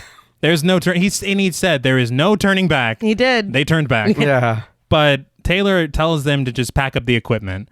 As Doug puts his camera in the van, Todd goes to get one last shot of the house, which I gotta say, if I learned anything from majoring in journalism, you can never have too much B-roll. So great choice. But as Todd gets the shot, all of the lights go out in the house, and the group realizes that Leslie's plan is coming to fruition. At this point, Taylor's like, this is all I can stand, and I can't stand no more. And she tells Todd to turn the camera off, and he does. From this point forward, the documentary is over, and it's shot again like a straight slasher flick. Yeah. Right. I was a little confused from like when it would switch between, but then now I was like, okay, there's no more. It's over. Like, yeah. And this is also the first time we see Doug and Todd's faces. Right. Yes. But Taylor tells the guys that they know his plan, so they're the only ones who can stop him. And even the writing goes all slasher flick because Taylor's like, we built up his story for him, and now I'm editing it. I'm like, stop it. Calm down, Gale Weathers. I like that they're embracing these tropes now. Right. I think it makes sense. But Todd, a true documentarian like we said they're not supposed to interfere at all. But Doug relents a bit. He says they can go inside and warn Kelly, but then bail. Taylor, fed up with their lack of courage, decides to go it alone after she says something about their lack of balls or something. And he's like, he goes, why'd she have to make the balls reference? Yeah. So offended. I'm like, reference? But they join her. They head inside with a working flashlight to find Stoned Guy and slightly more Stoned Guy seated on the couch. They ask where Kelly is, and Stoned Guy says that she went upstairs with Shane. They head up there and find a door closed, making sure to let us know that it's not the master bedroom where the other couple was killed. Yeah. Because otherwise we'd be like, how are they? Yeah. You know. But they bust in and find Kelly riding Shane like a roller coaster and swinging her shirt around her head like Petey Pablo. Now, a lot of kids won't get that reference, but I don't care. I don't think anybody but Petey Pablo got Yeah. He's like, thanks, Podmortem. But the guys remark that this definitely is not her first time. At full volume. Yeah. Mind you. And after a few moments, Kelly notices them in the doorway and screams for them to get out. They bail down the stairs into the kitchen where the guys once again state that there's no way that Kelly's a virgin and that Leslie's going to be pissed. Well, at this point, you're like, oh, shit, he was wrong. Yeah. Mm-hmm. After all that planning. Yeah. And when you think about it, they asked him in the van when they were like on their stakeout the first time with Kelly, they're like, and she's a virgin? He's like, yeah. Yeah. Of course. It's like, well, how do you even know? Yeah. But the lights go out in the kitchen, and Todd says the jock is about to get killed in the cellar. Kelly comes downstairs and asks who they are and why they keep following her. I forgot they saw her at the diner. Yeah. She's like, I know you guys. But they say there's no time to explain and rush her into the living room with the stoners. With everyone in the living room now, Taylor tells them how meticulously Leslie planned the evening and that he's gonna kill them all. Kelly realizes that Lauren and Pete aren't there, and when the lights come back on, we hear Lauren scream. This is when Taylor realizes it's too late for Pete. Lauren runs upstairs saying a man with a mask killed Pete, and Taylor says things are about to get a lot worse for them. Can't we talk about this in the van? Oh, yeah. Why are we still in the house? If you know Leslie's in the basement, let's just go now. We have a window. No point, yeah. We can talk about it while we're driving home. But we then see the shot that we saw of Leslie earlier, skulking outside in the darkness in front of the house.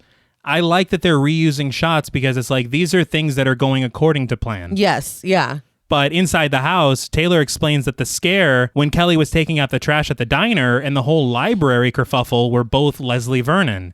Kelly is in denial, but Taylor tells her to look outside where we see Leslie just striking a Jesus Christ pose. And it's the pose for me. He's like, eh? But this causes everyone to scream, and Kelly faints, and so they lie her on the couch. Seeing things are going a little too swimmingly for Leslie, they realize they have to fuck up his plan somehow. Taylor says discovering the bodies upstairs will get the kids to rush out of the house sooner than Leslie planned, so they rush the stoners upstairs. They're like, hey, we got to show you something. Yeah. But as they're leaving, Leslie scrapes his scythe against the window. He's like, I'm still here. I'm still out here. Yeah. But when they get upstairs, they realize the bodies aren't there. The stoners bail, and the crew realizes that they don't know his plan anymore. Downstairs, Kelly wakes up, and Shane tries to convince her that this is all probably a joke. He goes to call the missing couple, only to realize that he has no cell phone service. The crew realizes that the plan is changing to account for the fact that he knows they're in the house now. when the crew realizes the stoners are stumbling off to the shed and it's going to get them both killed, they're like, fuck, and they run downstairs. I'm like, are they on tranquilizers? Like these stoners? What? This is more than stoned. I get the movie and all that, but can we please stop doing that? Like, they're high. I guess they're we're really leaning into the tropes. Yeah. Yes. But we see those stoners heading for the shed, spouting off nonsensical bullshit. Stoned guy heads in alone, finding Leslie, but confusing him for a scarecrow. He closes the door behind him. He does. I don't... Horror tropes, people. Leslie decides to try one on for Scythe and kills him instantly. Slightly more stoned guy opens the door, impatient, only for stoned guy's body to fall out. Leslie stands behind him with the post hole digger. The crew arrives just in time to watch Leslie pull slightly more stoned guy's heart out of his chest with the digger and place it into his hand. They rush back inside to Kelly. That's an interesting kill. Yeah. It was. I've never seen anything like that. No. I love that the dude looked at it. He's like, is that my fucking heart? Oh my God. I'm dead. But inside, in a very funny line, Shane reveals that all the tires to all their cars have been slashed. And Doug and Todd are distraught at the fact that Kelly isn't, in fact, Survivor Girl material. As Leslie slinks around outside, Taylor tries to find a hole in his plan by figuring out what comes next. They realize that their van was not part of the plan, so if they head to it, it won't be sabotaged. Once they reach the van outside, though, they find the bodies of that first couple wrapped in a blanket, dead. Fuck. Yeah. So at this point, you're like, wait, he did factor in the van. Yeah, that's when I'm like, wait Hold a minute. On. Hold the phone. Fun fact again, indie filmmaking, the dead guy in the couple, right? He was in fact the caterer for the film. But Todd pulls the bodies out and tries to start the van to no avail. They rush back to the house, realizing that their best plan is to stick together on the second floor and protect Kelly. So it was their spark plugs that he took, right? Yeah. And like, it's genius. He literally showed it to them. Taylor was right. He Amazing. is a genius. Yes. But Taylor basically tells Kelly to woman up and live up to this Survivor Girl role that Leslie's counting on. Kelly's like, what? But Taylor says that if Leslie has figured out that Kelly isn't what he thought she was, he'll just kill them all and have no witnesses. Just then, there's a noise at the door, so the crew goes to block it. Kelly smashes the window with a chair and against the crew's protest, tries to climb onto a branch that Leslie has already sabotaged. Yep. Yes, exactly. And so she falls to her death from the second floor. Leslie sees her body and looks up at the window, the group realizing that the jig is up. Yeah. They rush outside and run for the barn with Leslie on their tail. Todd runs off alone, antagonizing Leslie, reminding him of rule number 1, no one gets away. He says, come on, you physical specimen. Yeah. He does. He's still complimenting him. It's funny because Doug thinks that he's just being selfish, but he's being selfless. Yes. Yeah.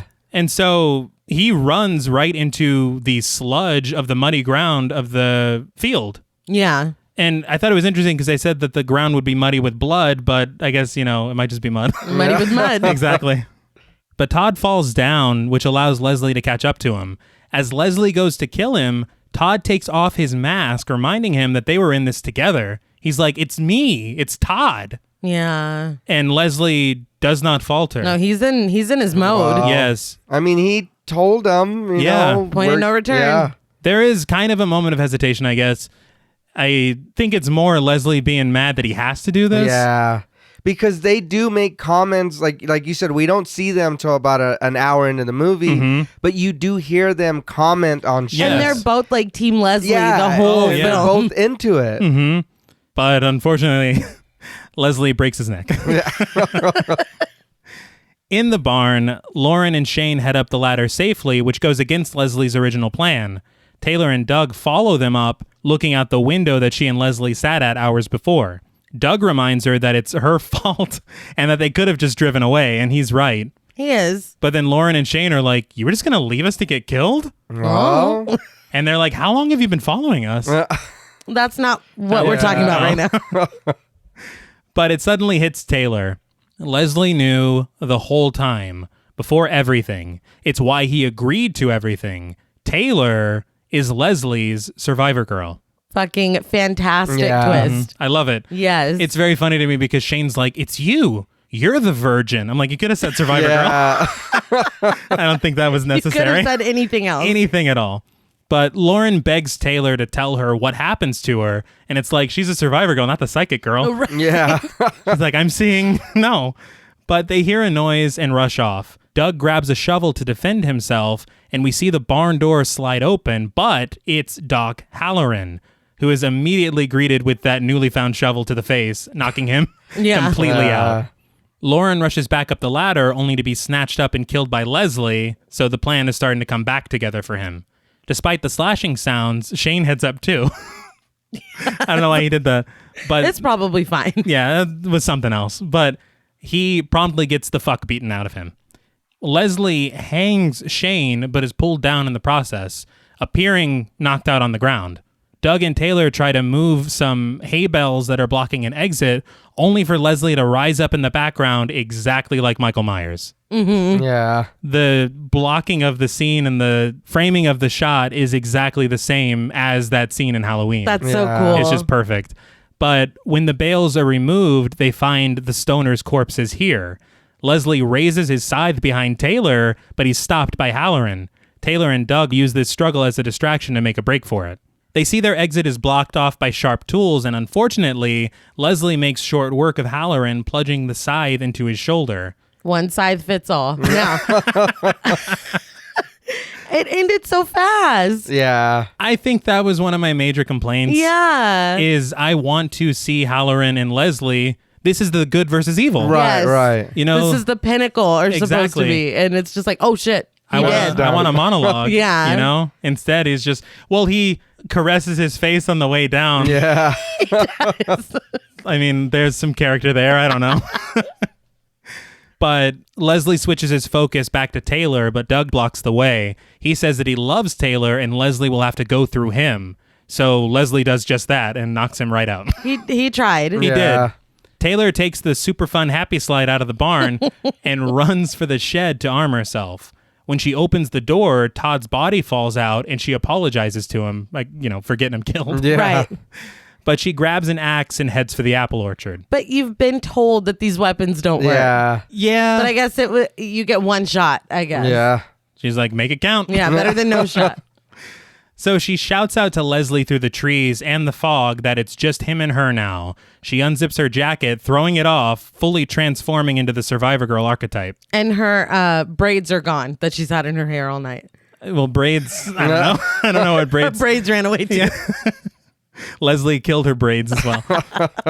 But she says, come get some, which isn't that fucking, I mean, it's tropey, but it fits here. I guess. I'm like, are you Duke Nukem or what? I don't know. Did Ash say that too, or am I wrong? Sounds like an Ash thing to say. Yeah, he's also very tropey. But she's also wearing a tank top like Ellen Ripley.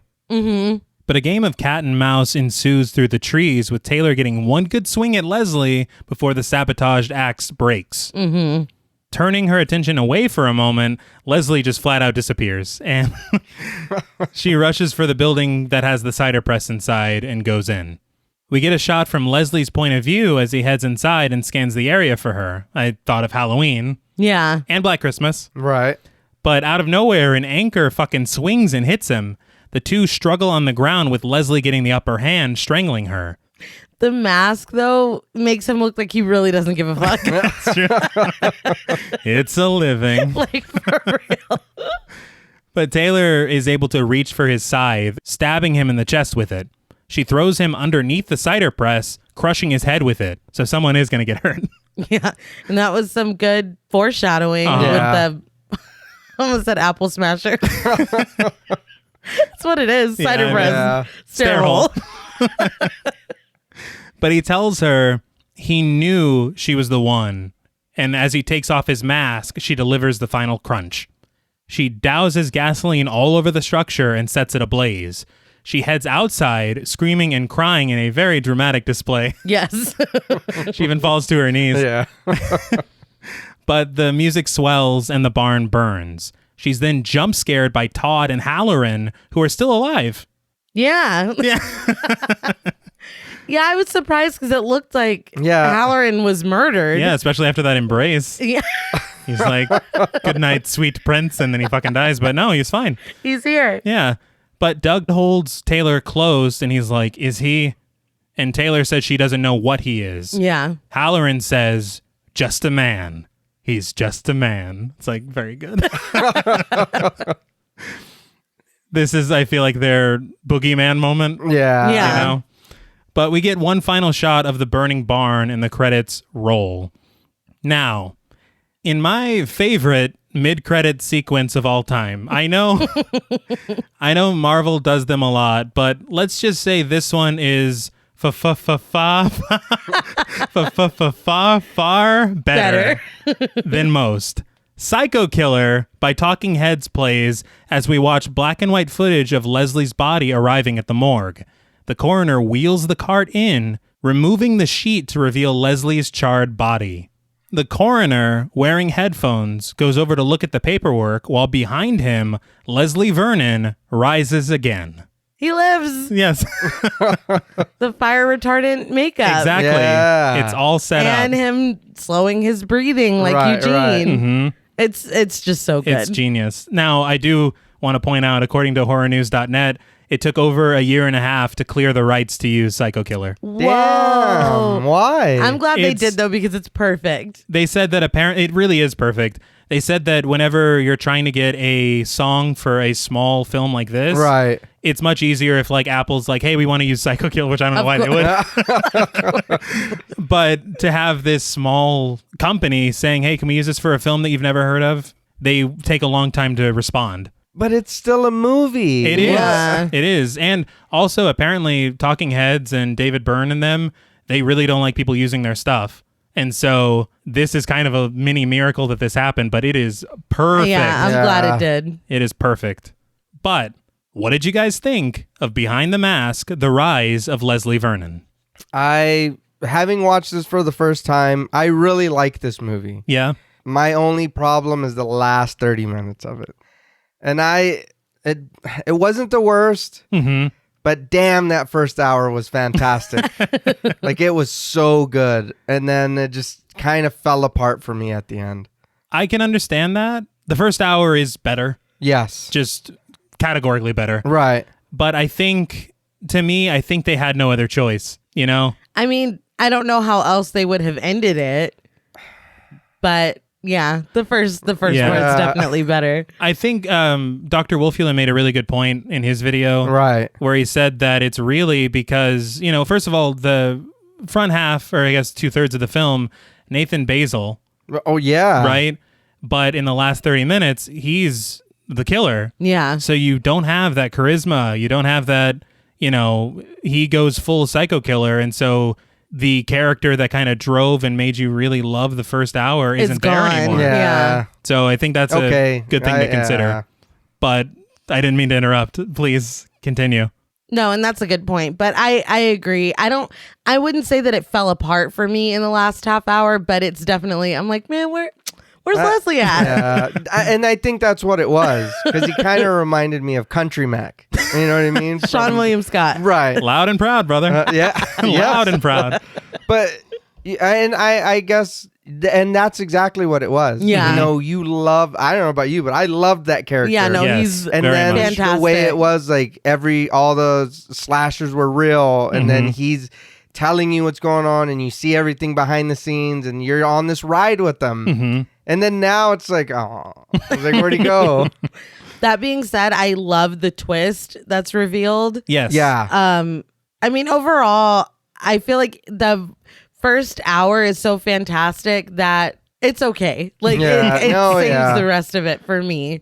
I just think that the last 30 minutes are not only what they had to do, but I feel like it's really cool that they're like, look, we're a slasher flick now. Right. Yeah. Right. So here's all the tropes. Here's all the... kind of turns it on its head. Remember all that Exactly. shit we were making fun of? Yeah. We're it now. Here you go. The corny one-liners. Right. Yeah. So I mean, I still love it. But no, I agree with you. I think this movie is so smart, so hilarious. It is. But I do want to rate some satirical slashers very quickly. When we think about satirical horror, we think of Scream, Behind the Mask, and we think of Cabin in the Woods, how would you rank those three? Ooh. That's very difficult because I feel like, yeah, they all are satirical, but they all do it in a different way. Right. Yeah. No, I agree with that. That's hard. What's yours? I go Scream, Behind the Mask, The Cabin in the Woods. And the only reason is because I feel like The Cabin in the Woods kind of copied Behind the Mask's homework a little bit. I can see that now. Yeah. I was going to say, and that's in chronological order. Yeah. So I feel like I'm going to agree with that. I'll switch Scream and Behind the Mask. All right. But so it would be Behind the Mask, Scream, and then Cabin in the Woods. That's fair. And it's funny to me because Cabin in the Woods gets compared to Scream so often. And because nobody paid attention to this. Exactly. They just leave Behind the Mask out of the equation, and it's just so not fair. It's not. This movie was a good time. Yes. But I guess that leads us to ratings. I don't want to repeat everything that I said previously, but I think this film is so smart, so funny, so very clever. Yes. And is necessary viewing for any horror fan. Oh, yeah. The deconstruction of the slasher subgenre, as well as the reverence for horror in general, and the fucking Easter eggs that are all over the place. Yeah. Yes. For you listening. Yes. You will For love us. it. Yes. I just think that this is a film that cannot be overlooked or missed. And I'm not getting paid to say this, but it is on Shudder right now. And if you have Shudder, please go watch it because I don't think you will be disappointed. No. My only complaints, I think, for the film is I really, really wanted more of a showdown between Leslie and Halloran. I think that you have Robert Englund. Use him. Robert Yeah. Englund. Oh, yeah. Right? That's the only real complaint that I have. Even when things get a little campy and tropey at the end, those last 30 minutes, I think that it fits because that's exactly what they have to do. Right. They're taking on the slasher tropes that they've been satirizing the whole time. Yeah. Mm-hmm. But I digress. On a scale of 1 to 10 spooky orchard apples, I'm going to give Behind the Mask, The Rise of Leslie Vernon, 8.5 spooky orchard apples out of 10. And I will now open the floor to you. Yeah. I agree. I mean, I can't ask for more Leslie, but I am asking for more Leslie in the last half or the last third or whatever. I had the same complaint about Halloran and Leslie because it's like, I think of the spoof of The Shining that they did on Treehouse of Horror when Willie comes to save them and then he's gone. That's literally what it felt like. So that, I mean, I think my biggest complaint of the whole film. But like you said, with the Easter eggs, it just made me feel very seen. Yeah. Like you guys did this for people like me, you know, Nathan Basil. Man. I really can't say enough. This is a great movie. Yeah. But on a scale from 1 to 10 spooky orchard apples, I also gave Behind the Mask, The Rise of Leslie Vernon, 8.5 spooky orchard apples out of 10 spooky orchard apples. John Fantastic. Paul? Like I said, I'd never seen this before or heard of it or anything. And I know, like I said, you had told me how good it was. And then a personal friend of mine, and he suggested the movie, Will Brown. He had been telling me about the movie, and I was like, well, I had told him, I said, my brother-in-law had told me about it. I said, I'll check it out, whatever. And, but this was great. This was a fantastic ride. The first hour is stronger than the last 30 minutes, but I see now why it had, like you were explaining, why it had to be that way. I would watch this again, and I would definitely recommend this to anyone. And if you've never heard of it, like you said, it's on Shudder. Please go watch and it. Prime. Oh, and okay. I guess I'm sad? just I guess I'm just more partial to Shudder. For sure. So on a scale from 1 to 10 spooky orchard apples, I'm gonna give Behind the Mask 8 spooky orchard apples. I really liked everything that they did in the movie. like you said, the little Easter eggs. Yeah. It was like if you close your eyes or you look away, they're You'll gone. miss it. Like that puzzle box. Yeah, Man, they're gone. I didn't even catch it. You will miss it. Yeah, you will miss but it. if you see them, it's like, oh shit, you know what I mean? It's like, hey, there's something right there, and it is. If you love horror movies and you watch this, you will catch all that, and you're like you said, that's for horror fans. Yeah, because anybody who doesn't watch it and they're just watching it, it's like whatever. What is that? Yeah, you won't notice it. But loving horror and then watching it, you're like, hey, you know what I mean? It's like when you see one of your friends you haven't seen in a long time. Yeah. It's like, hey, what's up, man?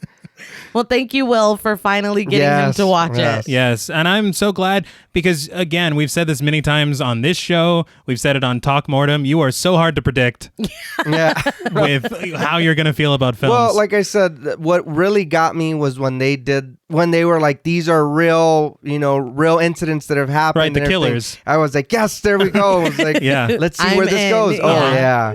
And it did, and it was wonderful. I think one thing that I really want to touch on very quickly is that for the last, I guess, maybe 14 years now, they've been talking about a sequel, a prequel, something. Oh. Well, that ending really set up for a sequel. Exactly. Right. And I will be first in line. Absolutely. Oh, yeah. To see whatever the fuck is planned. Well, that's all from us at Pod Mortem. What would you rate Behind the Mask, The Rise of Leslie Vernon, and what should we watch next? Let us know on Twitter at @thepodmortem. Don't forget to follow us on Instagram and like us on Facebook. Be sure to follow each of us on Twitter at TravisMWH, at Blood and Smoke, and at RealStreeter84. Please consider pledging to our Patreon and stay tuned until after the music for a special thank you to our Wendigo Getter patrons. And remember, insider access isn't free. Sometimes it might just cost you your life. Until next time.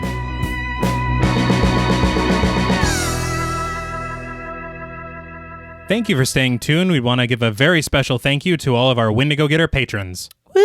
Yeah. Yeah. It's a That party. was the shoulder shimmy. They can't even see me. No, that was just for us in the room, I guess. I don't know. Very special thank you to Chris Ontiveros, Kristen Lofton, Megan Martinez, Kimberly Bass, Melanie Van Houston, Sophie Hodson, Anthony Jerome M., Jordan Nash, Kent and Allison Morton, Guy 54, Lala Thomas, Travis and Nisa Hunter, Miguel Myers ATX, Mandy, Jennifer Perez, Pierre Lombard, Jacob Tyler, and Carissa. Thank you all so much. Thank you so much. Thank you. We sincerely love having all of you here with us, and we hope you don't run away like a motherfucker. No one gets away. That's rule number one. They said that in the film. Yeah, they did. That was rule, as you said, number one. One. Until next time.